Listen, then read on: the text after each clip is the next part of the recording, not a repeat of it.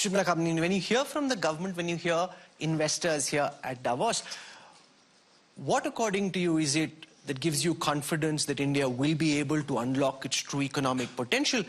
And what do you fear could hold India back? I think that globally, when, again, people were interviewed, and it's not me as an Indian, but it's others speaking, and they said the same thing. Every time you say the India story, what gives you the confidence that the India story has come?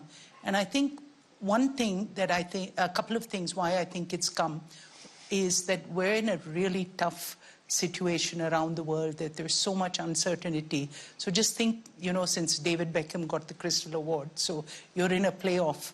There's no other leader that can bend it like Beckham, like Modi ji with this. So I think that, we're betting really on the fact that we have a great player who's leading this team. And that's serious. It's been there for 15 years. And I love the fact that the government is thinking like an owner, that they don't think about quarter by quarter, except when you're trying to push private sector. But, in this thing, but you're thinking long term, what can India be? And I think this what can India be is what excites everybody. So one factor, let me give you just a couple. So one, as a personal owner, I'm second generation business. My dad started this, and I've seen in the last 30 years that I've been working, and yeah, I have been working 30 years hard, and we've seen 20% compounding growth, CAGR of 20%. And the nice thing is that I know that when my kids take over, they're looking at a country and an economy that will be the same growth. Now tell me where you'll find that. And you meet business after business, and they'll see that optimism. And the thing is, they're finding different ways to do it. Another India story is that everything is not just concentrated in the metros. It's not concentrated in Delhi. It's about the states. It's about the hundreds of cities that are coming up now, which is exciting, that people are moving towards and thinking, I can become a billionaire even if I don't sit in the 4 metros. So this is the excitement. The compounding factor of India is something that no one else in the world can match, and that too with the stability. Yeah. Minister Vaishnav, there are two global meta trends playing out simultaneously. One, you've got American President Donald Trump coercing companies to come and invest in America and make America great again. And you've got the potential opportunity for India to plug into China +1 global supply chains. We've missed that bus a couple of times in the past when that window of opportunity was created. Given the pressures on American companies, global companies to set up manufacturing in the United States, what makes you think that a lot of these global companies which are looking at India, assessing whether it can be a source of manufacturing as they expand outside China, that India is where they're likely to come? They've been to Vietnam, they've been to Indonesia, they've been to Mexico, other countries. Why do you think this time they may choose India? So Rahul, we must see this from a different frame.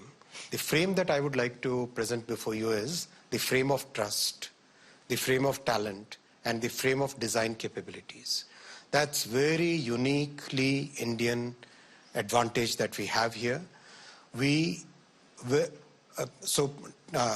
taking any names, where would you find a country where there's so much design talent available? There is such an abundance of talent, as Shobna ji said, almost 2,000 GCCs working on most of very advanced chips, very advanced design solutions that are being done for the so many global companies. So that kind of talent is available, and the biggest factor is the way our Prime Minister has conducted his economic and foreign policy over the last 10 years. The world today trusts India. We respect IPR. We respect the knowledge created by other countries. So that trust is a very big defining factor, and that's why we are seeing so much interest in people shifting their supply chains, not just supply chains, but shifting their value chains to India. So I would say that look at from that frame. So if we look at that frame, then we'll see that today people want to manufacture semiconductors in India. They see India as definitely one of the top 3 destinations for semiconductors in the coming years, right? And the base is already set. They see India should become the use case capital for AI, right? Today, models are practically becoming commoditized. So how do we create that entire ecosystem where we should be able to create use cases and applications and agents for the entire world's industry? So that's the framework I would like to see. The framework of trust, the framework of design, and the framework of availability of talent. Sultan Ahmed bin Suleiman, when you spoke first, you spoke about what excited you about what you were seeing in India and why DP World was so bullish on India's prospects. What more do you think you'd like to see from Minister Vaishnav and from the Indian government, which you think from the lens of an international investor could help India truly unlock its economic potential? I'm very pleased and happy with the support of the government. And I tell you, as a good example is the Excellency the Minister. In one day I meet him and a lot of things are resolved. This is the policy in India. But I'll touch on something else about multinationals. Today is a window of opportunity because many manufacturers want to move out to the Far East, mainly China, because in the pandemic, the whole supply chain shut down. And China just opened a year and a half. China is facing tremendous difficulties in exporting what they haven't produced. That's why a multinational like Apple moved to India and they produce in India. Now, one of the multinationals, without naming them, is we are shipping for them 10 to 12 billion from India, which they manufacture in there. There'll be many more coming. And when you talk about Trump, I know it's a very interesting subject. People talk about him basically trying to tax and try to raise duties. What Trump wants is fair trade. He doesn't want free trade. Fair trade, from Trump's point, American market is open. You want to work with me, open your markets. And we don't want to name which countries, but many countries are like that. And he's very happy with India and how the progress in India. I believe with the nearshoring, which means a lot of people don't want to manufacture far, they want to manufacture in the consumer market. There's no other place better than India. I only have one issue with Indian manufacturers and traders. A lot of them are so busy enjoying a big market, so export, not many people are interested. Let me tell you, I met many of them. They do an amazing job, but they have a big market locally. However, I see a change. One of the companies called TVS Motorcycle, they're one of the largest in the world. He actually wants to manufacture outside and he wants to export to Africa.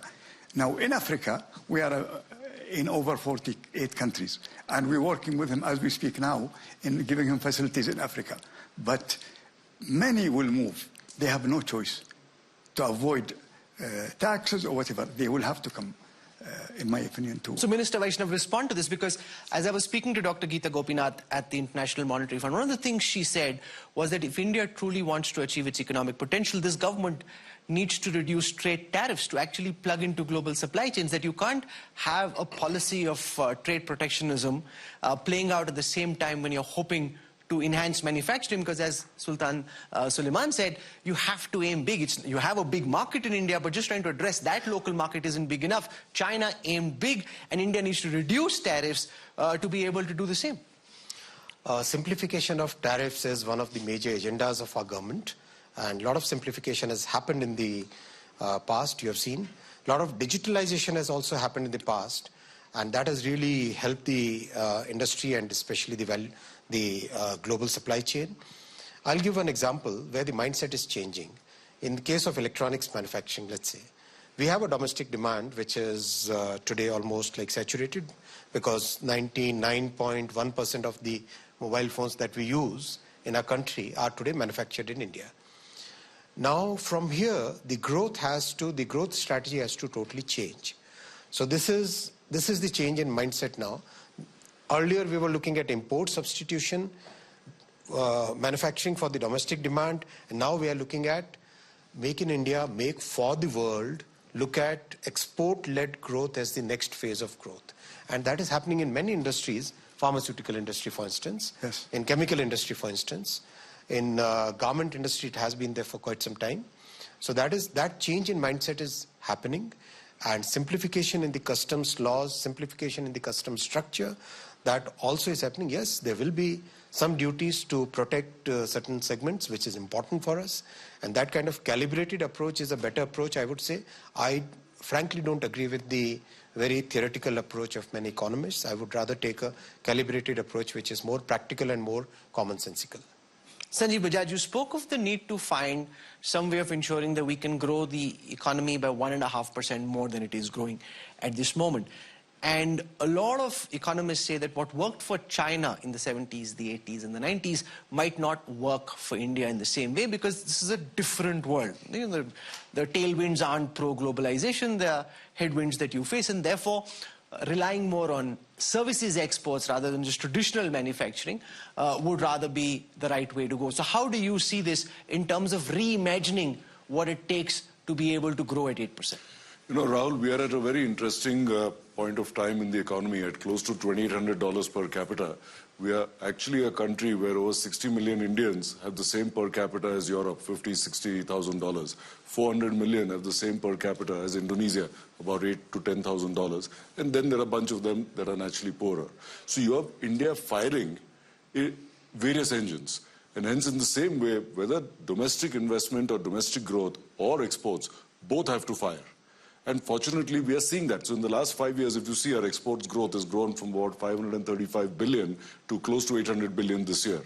The domestic market, so when you're growing at 6-7%, you're doubling the market every 10, 11 years. And we are seeing the benefit of that. But we have to continue doing this. Coming to a specific point, both manufacturing and services is required. We have a very significant advantage in AI. And while it's still early days of AI, some of the experimentation we've done in our own companies shows that growth could be, or productivity could be enhanced 20-25% over there.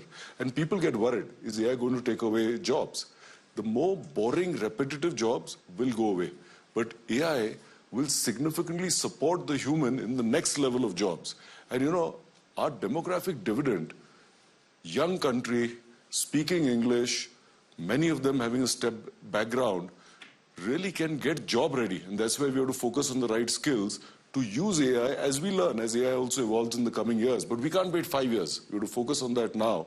Because if we get them ready, they are a huge talent. As we talked about the GCC businesses in India, we can explode on services, both for domestic and for exports, using this. And this is one example. There are many others such.